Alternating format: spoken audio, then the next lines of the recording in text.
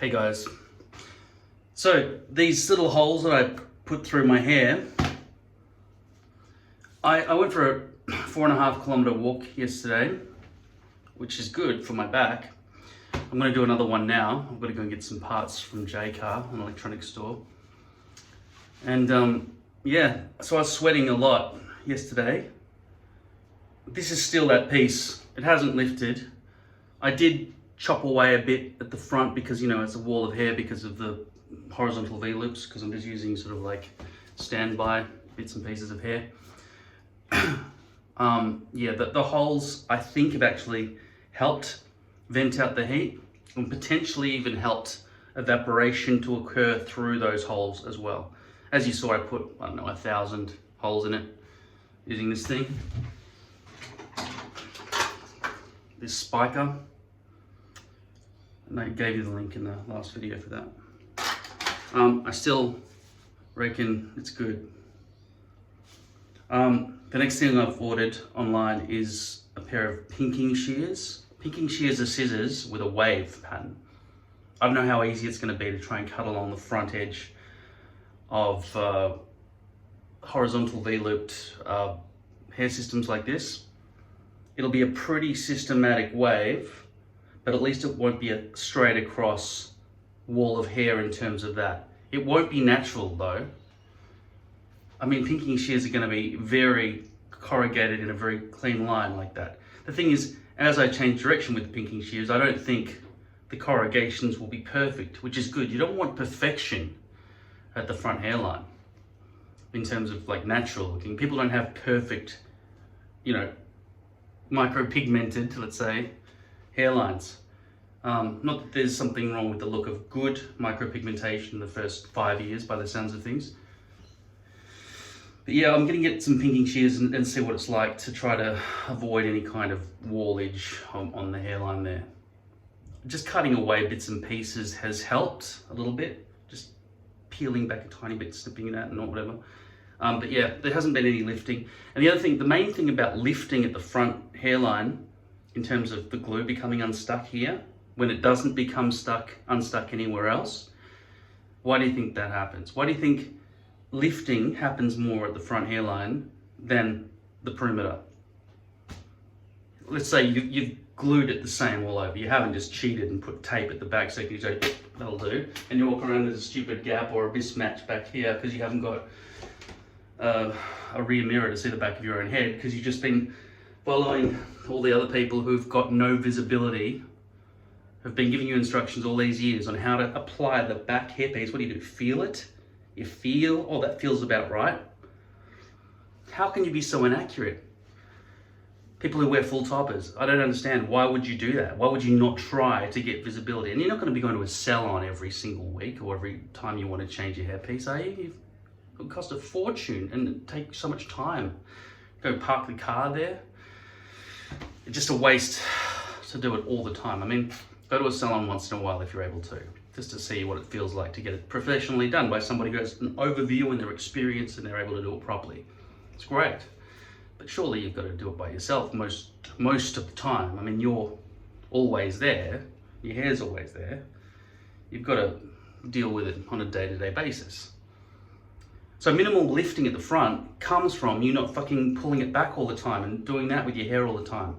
If you can just sort of lock it into place, or have it so short that you don't even need to style it at the front, but you can't have it too short, otherwise it'll go ping, spring, right? It'll just stick straight up, like these bits here, because they've got no weight to them. And I haven't got any hair product in there at the moment. I'm gonna have another shower. Then of course, I'm gonna put hair product in, then go for the walk. And of course, as the sweat dribbles down, the hair product does come into my eyes and sting my eyes, so I'll keep wiping my brow. Hopefully I won't wipe my hairline though, because that would start causing resistance and weakening the hold at the front there.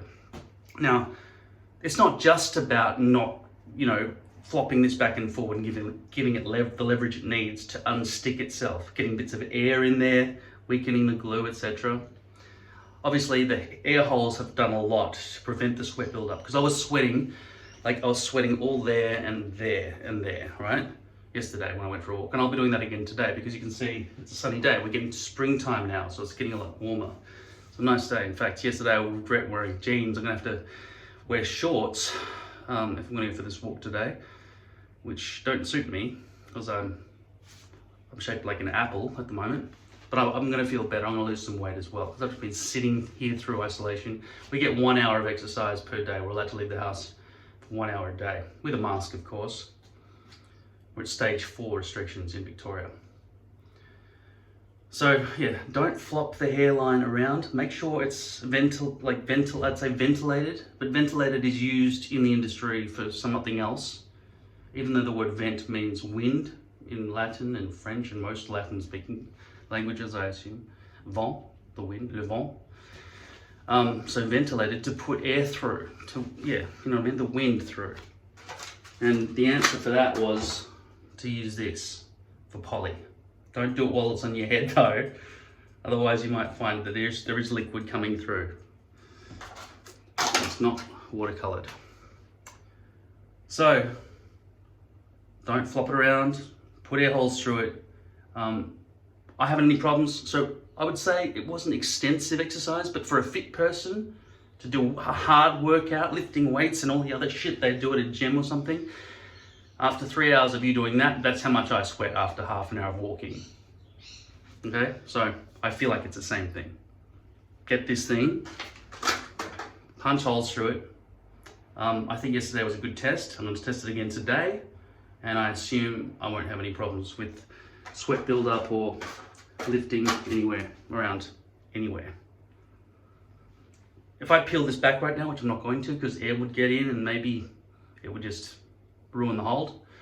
I don't know how the air affects the glue. If it's opened up, air gets in.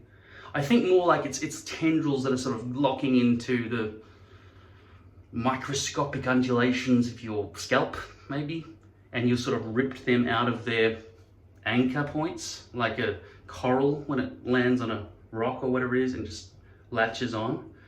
You can rip it back up. Do you think it's going to go back and stick as hard as it did before you ripped it off? No, it's weak. Might not even stick back down at all.